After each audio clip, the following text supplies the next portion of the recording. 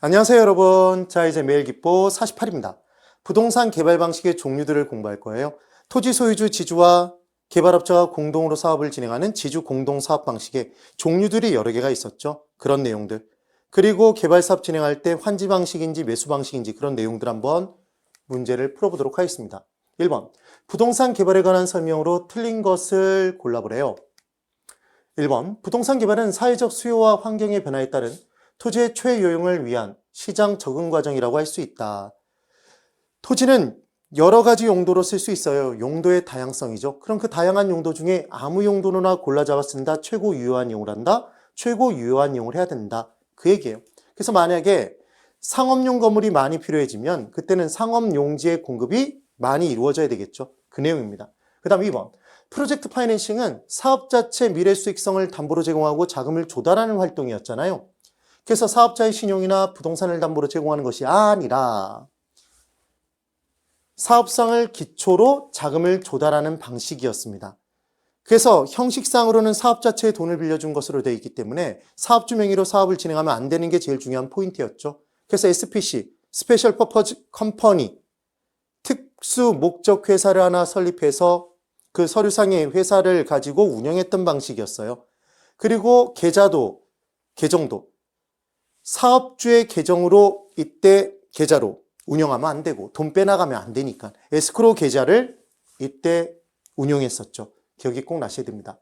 그래서 프로젝트 파이낸싱은 사업주 입장에서는 위험이 줄어드는 장점이 있었지만 사업주의 장부에 이 빌린 돈이 기재 안 되는 장부 바깥에서 빌리는 돈의 효과, 부해금융의 효과를 누리니까 사업주의 채무 수용 능력이 커지는 장점이 있었지만 그리고 위험이 줄어드는 만큼 사업에 전념할 수 있다 이런 장점이 있었지만 금융기관 입장에서는 감소하는 위험이 큰 만큼 그 위험을 줄이기 위해서 보증보험 등에 가입했죠. 이해관계인이 많아졌던 게 기억나시면 돼요. 그리고 금융기관도 신용이나 부동산을 담보로 제공받고 돈 빌려주는 것보다 위험을 많이 감수하니까 이자율을 더 높게 적용한다. 그래서 안정적으로 사업이 진행되면 금융기관의 수익이 커지는 장점도 있었습니다. 만약에 망했다면 사업주에게 소구할 수 없다. 비소구 금융이라고 얘기했었죠. 그 다음 3번 토지개발 신탁 방식. 여기서 핵심 단어는 신탁이었어요. 그럼 신탁이 이루어지면 형식상의 소유권의 이전이 이루어진다. 그래서 토지 소유권이 형식상 누구에게로? 신탁회사 수탁자에게로 넘어갔던 거였죠. 개발회사 명의로. 그래서 신탁회사가 토지 소유권을 이전받아. 이게 포인트였어요.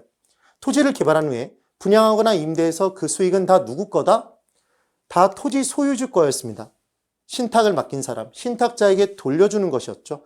그래서 토지개발 신탁의 경우에는 개발 사업이 종료되면 그때 뭐 한다고 말씀을 드렸죠?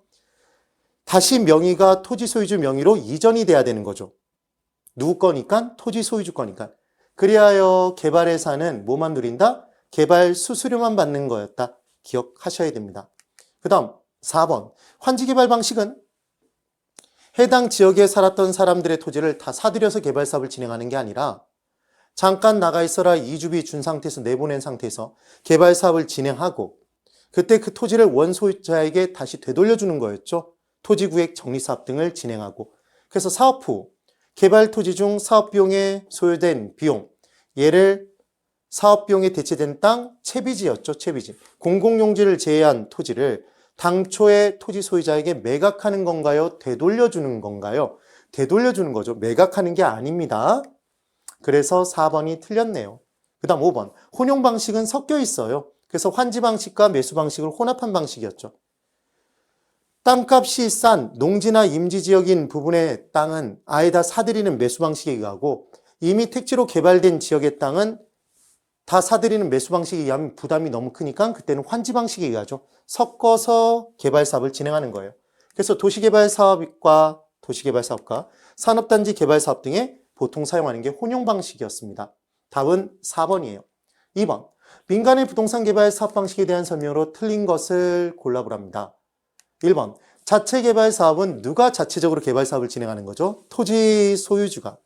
그럼 토지 소유주가 혼자 개발 사업을 진행하니까 위험도 혼자 감수하고 수익도 혼자 누려요.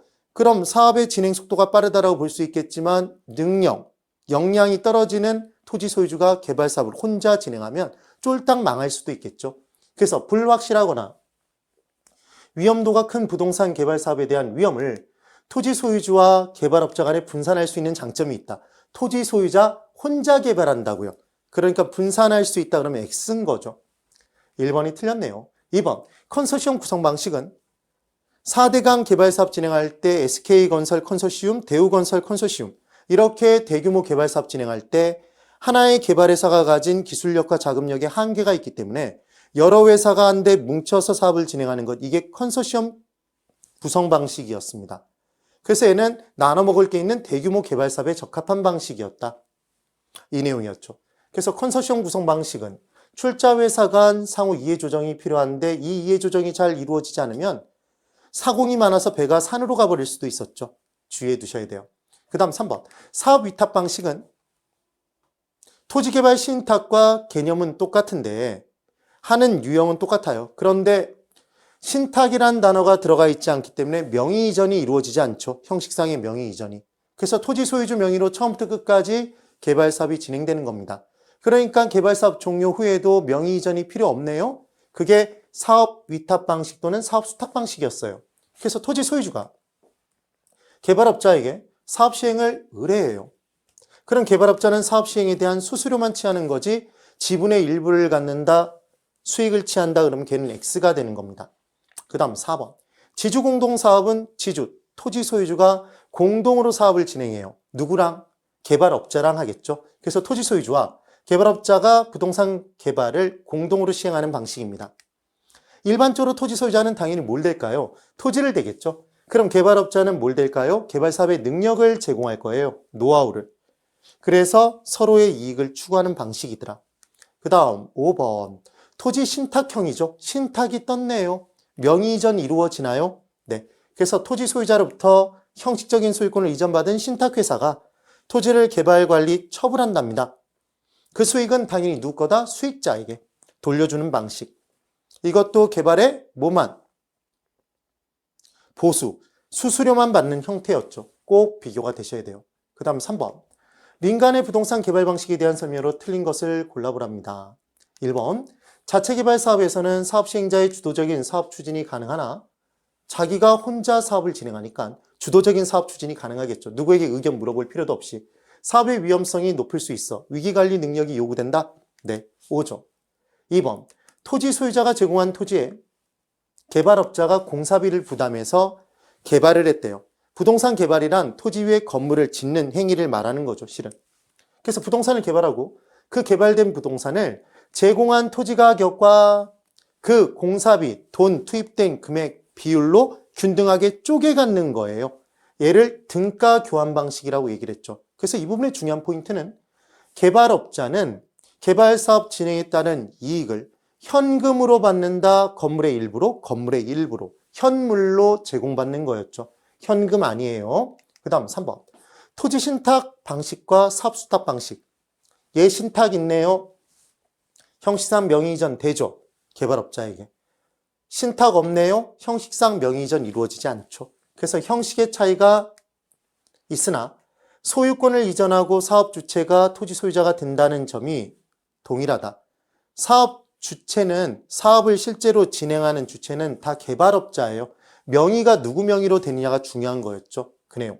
그래서 명의가 개발업자 명의, 수탁자 명의로 이루어지는 게 토지 신탁 개발이었죠.